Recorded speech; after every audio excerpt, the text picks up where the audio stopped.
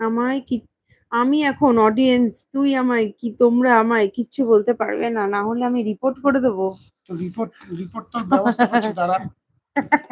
রাখির দিন তোর রিপোর্টের ব্যবস্থা হবে। আল হাবিবি, हम दुबई का शेख बोलती। প্লিজ